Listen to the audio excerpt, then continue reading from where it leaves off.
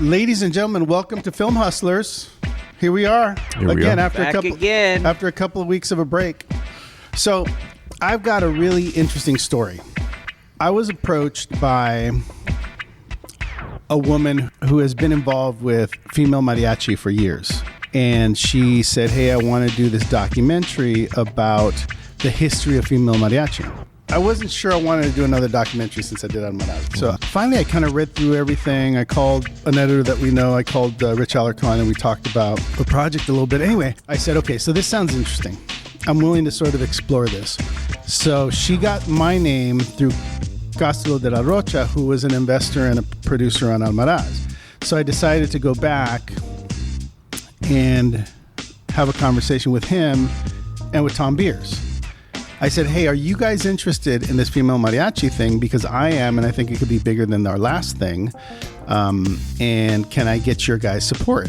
It's the same thing I always say, right? Can I get your support? And they were like, yeah, we'll do it. We're in. So I was excited because I'm kind of getting the investor band back together from Almaraz. And we took Almaraz and sold that to Netflix. So just to illustrate, I worked with those guys. We had a good experience. And I went back to those guys to raise additional funds.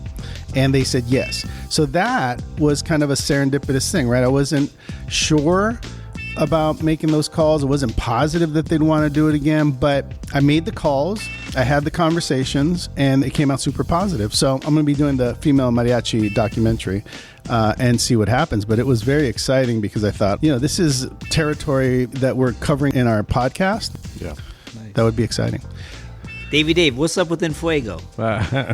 Dude, I love If you guys don't know, Davey Dave's on fire. You can catch him on Enfuego. That's right. Thanks, Teddy, for the shout. Yeah, bro. what's happening on Enfuego? Tell us about it. Oh, Enfuego is just a little platform we've got that tells human interest stories. And, I get on there and do my thing, get a little hosting, interview some athletes and, celebs and stunt people and, do little segments. And it's fun. It's a lot of fun. We got a little show coming up, Davey Dave and I, hopefully. Yeah. Soon. What are you guys doing? Yeah, we got another little segment show. Well, I would call it a show. It's a show. We got a show in development. I guess you could say it's. Yeah.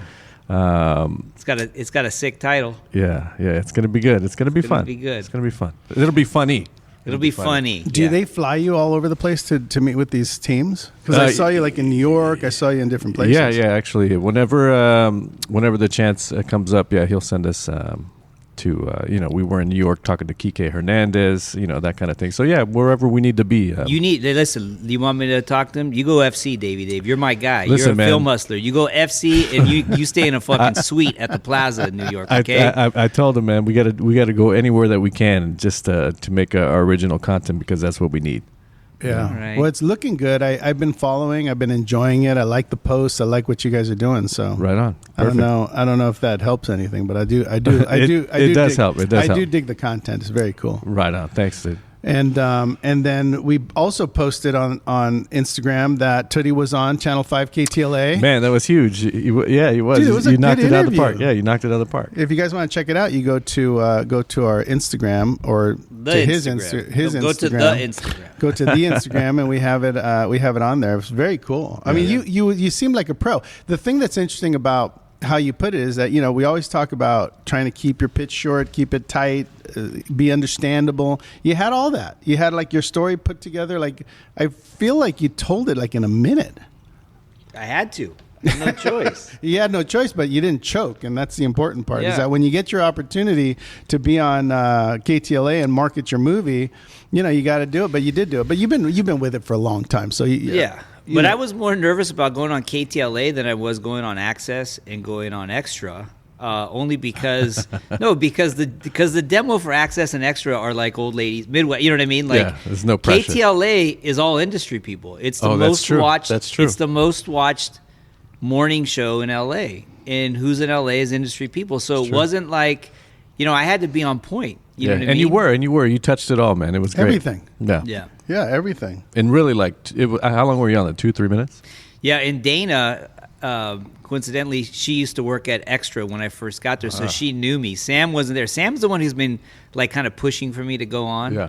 And that whole thing about him trying to poach me and all that, it's like an ongoing thing. But Dana when she saw that I was coming on, it was almost like, oh my God, because I knew I haven't seen her in a decade. Wow. But yeah, I worked with her, so That's cool. It was a recap of our time at Extra, and then went into the story quickly.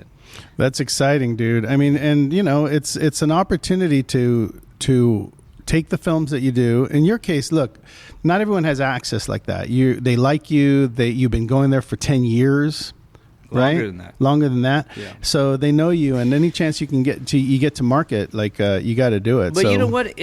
Life's all about relationships. Like it's all about how you treat people and how, because I could be going there for 2 decades and then be an asshole, and they're not going to invite me to come on. Right. You know They what I love mean? you. They love you. Yeah, and so the same with that Access. Like the EPs true. and them like me. You know what I mean? And so it was their idea.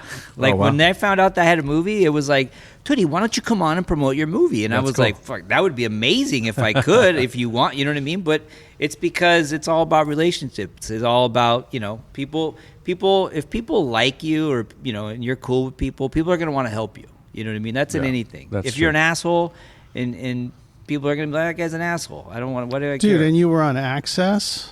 Yeah. Access did pieces, and they reran those pieces. Yeah, they reran those pieces. Oh, that's right.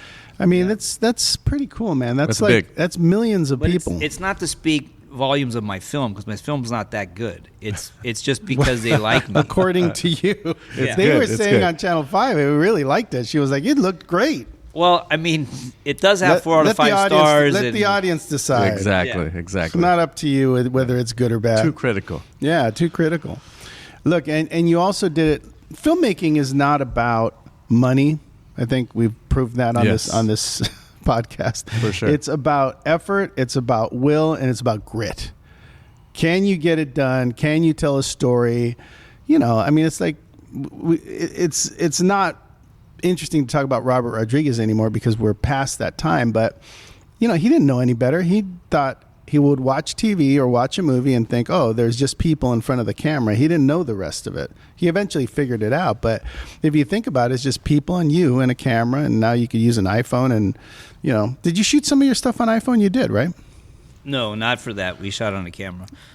On a sizzle reel, on a proof of concept a few years ago, I did an iPad in a standard definition camera with no audio and no lights. And it came out pretty damn good. And it came out good, yeah. I met with the producer last week who I showed it to him, and he loved it. So he's interested in taking the feature version that I wrote and developing it. So, yeah. I mean, look, we talk a lot, we argue a lot on the show and on the show and off the show about doing indies and raising money and clogging up the system with indies and not indies, and you've got Lifetime and you got Netflix and you got all these people with their machines doing what they need to do, getting their data from their shows. But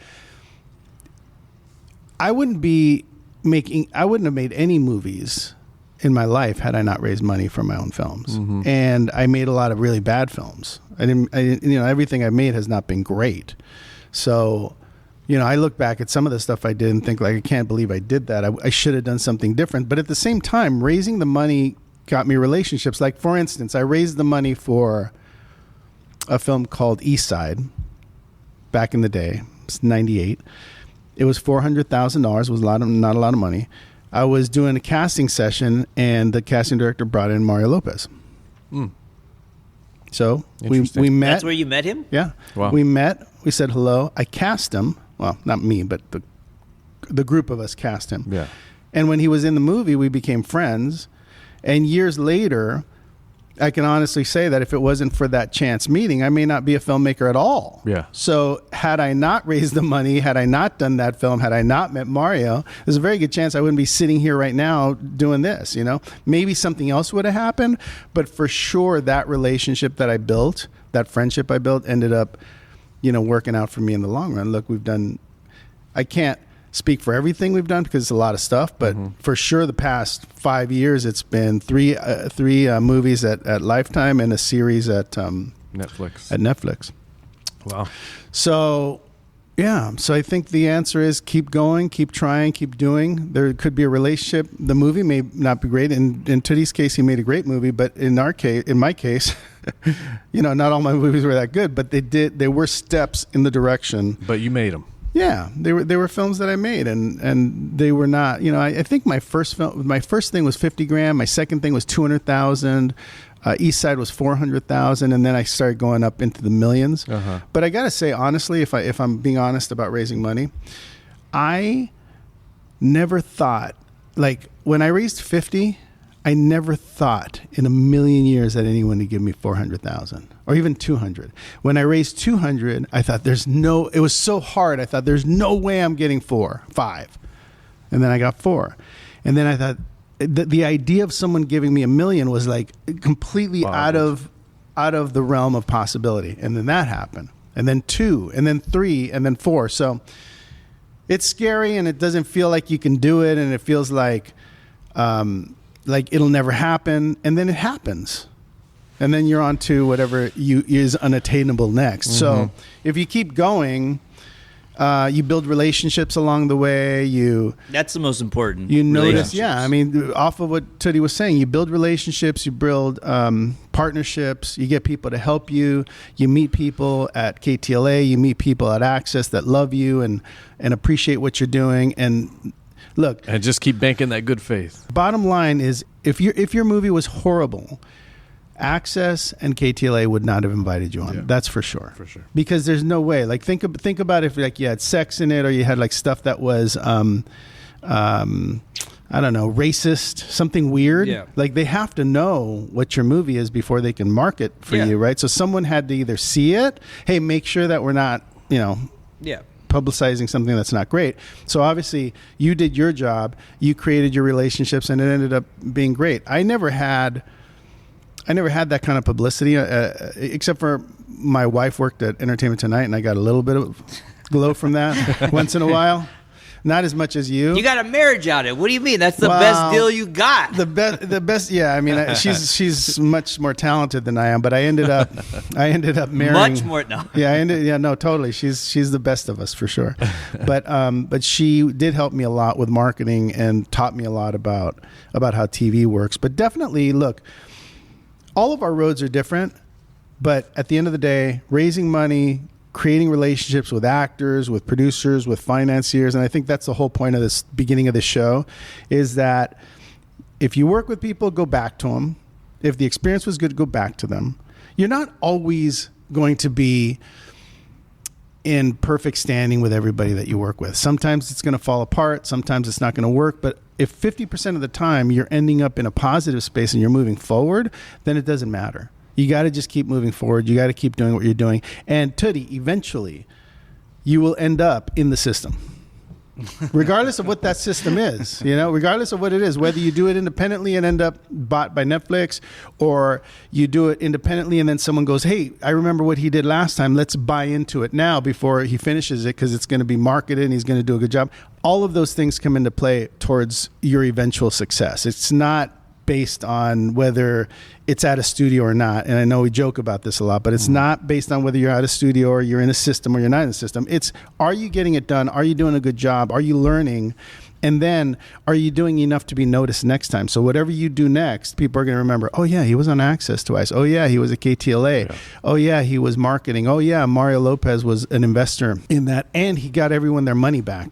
Mm-hmm. So stay in the biz, man.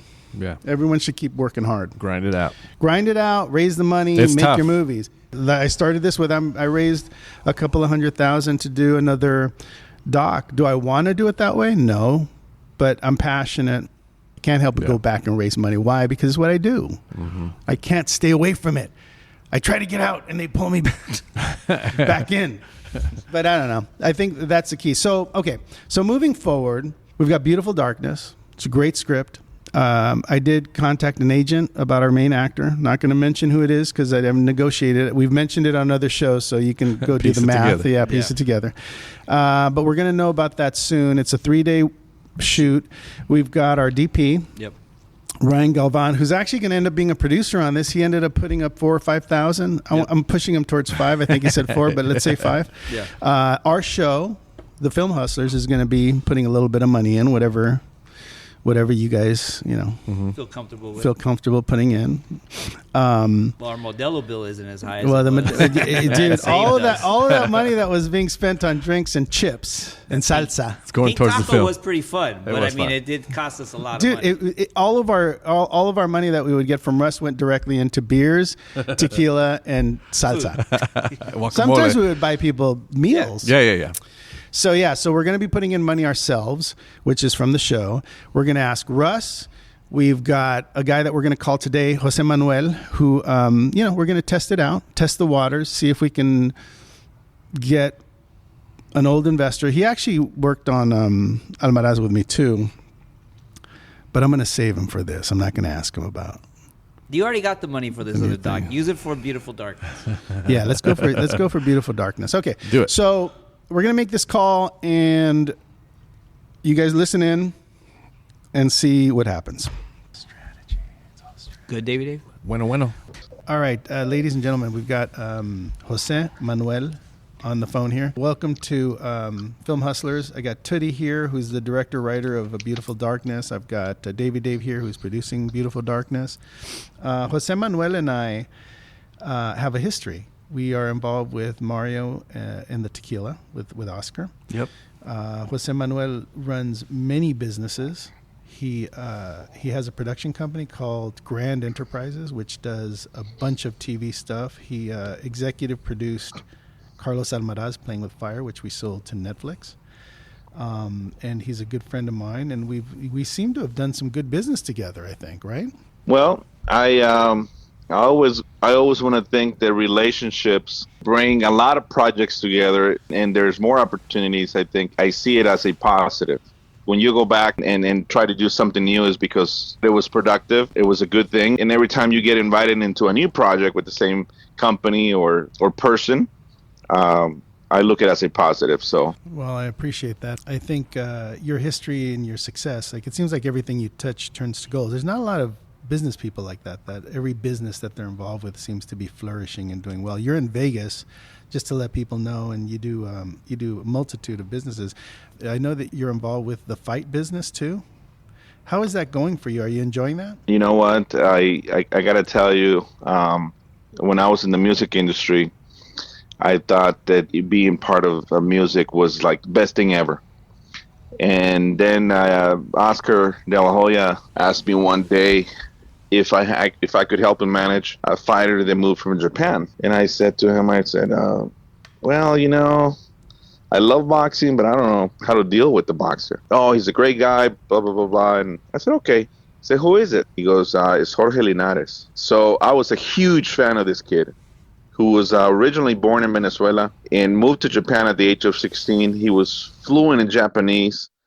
And I was always intrigued, like, how did he get there? So he ended up signing with Golden Boy Promotions, moves to Las Vegas. I manage him, and that's how I got involved in the boxing world. And you're enjoying it. You know what, Mark? This is the one sport that just sucks you in, and I couldn't tell you why. It seems like you gain kids every time you sign a new fighter, and for me, it's about the relationship with the fighter, and each fighter comes obviously from different parts of the world, and everyone has a different story, different background. But at the end of the day, this is the one sport where there's two guys in the middle of the ring, and they're just hitting each other. Yeah. Linares is one of my favorite fighters, by the way. He's such a beautiful dude. It's like art watching that guy box. His punches are so smooth, and his movement is so smooth. He's amazing. He fights this upcoming Saturday in Russia. Oh, nice. And it's my first fight that I'm not going to be with him since 2016. Why aren't you going? It's in Russia. Well, there's a war going on over there, Roberts. I don't know if you're familiar with it. Well, having that American passport is a beautiful thing, but not in this particular time. And he has a Venezuelan passport, so it seems like they're going in and out, no problem. But me holding an American passport with the Russian visa is not a good thing today. Right. Thank you, Teddy. That's right. I forgot myself there for a minute. But look, congratulations on all of your businesses. I don't, we'll have to have you on one day when we're just talking to you about all the things that you do, because it is fascinating, all the different areas that you're involved with. But I wanted to call you and talk to you about Beautiful Darkness, and I'm wondering if you got the opportunity to either read the script or listen to the audio of it. I did hear the audio. What did you think? Yes. Well, I think you're kind of sexy when you're. You got a little side hustle. When I'm in character. It was one of those 1-800 numbers back in the day. Wow, you just dated yourself. But yeah, I guess I did. But I hope you liked it, because we're talking to Teddy wrote it and he's directing it. And when I went to you with Almaraz, I went to you last. And you stepped in and you helped our movie, and we ended up making a beautiful film that we sold to Netflix. This time I'm coming to you first because I felt like it related to you, and also when we met with the actor that we want to play Mendoza, I realized that you know him. So I'm coming to you and I'm saying we'd like Grand Enterprises to executive produce this movie, and to come in and be part of it, and financially and also, creatively. Yeah, it was a small world, obviously, and he's a big boxing fan, and he comes to our fights, and this character, when I heard the script, I was like, this is perfect. And knowing him personally, I was excited that I could do something like an executive producer for one of his films. So thank you for the invitation. So, Jose, I guess the question is, can we count on you to be our executive producer and also finance a portion of the movie? I'll be happy to be part of this project. Oh, yes. There we go. Bring out the tequila. Well, look, we're excited to have you. I told these guys that, not only do you bring a wealth of knowledge in the industry, you have music people, you have camera people, and that you're going to bring a lot to the project in addition to knowing, our lead actor. I think you're going to make this really special. So I just want to thank you for joining us on the film. We're going to be shooting it probably late January, early February, depending on schedules. And we'll be calling you back just to start the creative process, okay? Excited for the opportunity to work with all of you guys, and I hope this is one of many. Absolutely. Right. Thank you, Thanks, Jose, bud. man. Appreciate it. Yeah. Good luck to your fighter on Saturday. I hope you guys are watching. We will be. We will be. Talk soon. Thank you. Thank you, bud. Thank you. So that was good, Roberts. We saw Roberts in action, Davey. Very Dave, what'd nice. you think? That's impressed. the first time. I mean, I want to say I cheated a little bit because I know him and I've worked with him. We still got to ask him for money, and you did. Still got to open the pocketbook, man. Yeah, I didn't want to. I'm going to go back and talk to him about the numbers, because I didn't want to embarrass him online here. But I'll come back next week and tell you how much he's going to be in for. But I believe that he'll be in for half of it. Nice. Oh, wow. And we'll be able to collect hopefully the other half from other. So that investors. half's going to be the writing and directing fee, correct? I think it's only the producer's fee. It's residuals. No. But no, it's exciting. So we got an investor. Yeah. We got one. Finally. There we go. That was an easy call because we know each other. We've worked together. He's experienced, work with me. And, if you're listening, that's a good way to do it. By the way, I didn't work with him in film before. I worked with him with a tequila company. Yeah. So when I first called him about Almaraz, it was a cold call that had nothing to do with what we were doing together, right? But we knew each other. So I guess my point is, if you have business people that know you, know your work, have good relationships with you, then you can call and have phone calls like that feel natural and where there's a mutual respect and, where you ask for what you need and that person either steps up or gives you a good reason why not. It was really great that he said, I don't know if you caught, obviously you guys caught this. It wasn't about the profit. It's about the people you work with and the experience you had. That was like the first. We were just talking about that earlier in the show. Yeah, relationships and what did you refer to it as, Dave? Banking the good faith. Banking the good faith. But that was the first thing he said to you. He said it wasn't about, I don't know if it was in the right words, but it was more or less like it was about the experience and it was about the process and working with people you like. Yeah. Well, and again, it goes back to what we talk about on the show a lot. I think you have to be transparent. You have to be honest. You have to, do what you say what you do, and I think people appreciate that. It's not always going to be perfect, but I think the bottom line is if you treat people with respect and do what you say you're going to do and not waste their time or their money, then you end up in a good place. Speaking of time and money, I want to talk about Russ Emanuel and ExtremeMusic.com. Yes. That's right. ExtremeMusic.com is an amazing website. I can't even tell you. It must be hundreds of thousands of composers, right? And recently you did your movie, Made in Mexico, and you used all Extreme Music, right? So if you go watch Made in Mexico and you rent it on Vudu or you rent it on Amazon or you rent it on iTunes, Apple. So if you go rent it, a lot of that music that's in there is from ExtremeMusic.com. And by the way, it fits it like a glove, as if someone composed it for your movie. Yeah. And you just pulled it from the site. Yeah, Rich Alarcon, he was my editor. I gave him access to the account, and he went to town and did some great work. And someone else that we had on the show, Joel High, did your music supervision. Yep. Right? And Sammy Posner and Joel High. Sammy Posner and Joel High. Yeah. Once you picked all your music and decided I want it in the movie, they went to Russ and negotiated a very, very good deal because Russ is a great guy. Because he's a great guy, not because he's a sponsor of the show. Well, but Russ is a great guy, and he has good hot sauce. Remember the hot sauce? Yeah, I do. The hot sauce. I didn't get the hot sauce. You didn't get that? Oh, me and Davey got By the way, he hasn't sent us a present for Christmas. In oh, come on! Well, it's not Christmas yet. All right. Well, I'm gonna expect some of this. Russ, you got to get us something. Bonus. No, but by the way, we're very grateful to him. Absolutely. We wouldn't be doing the show without him.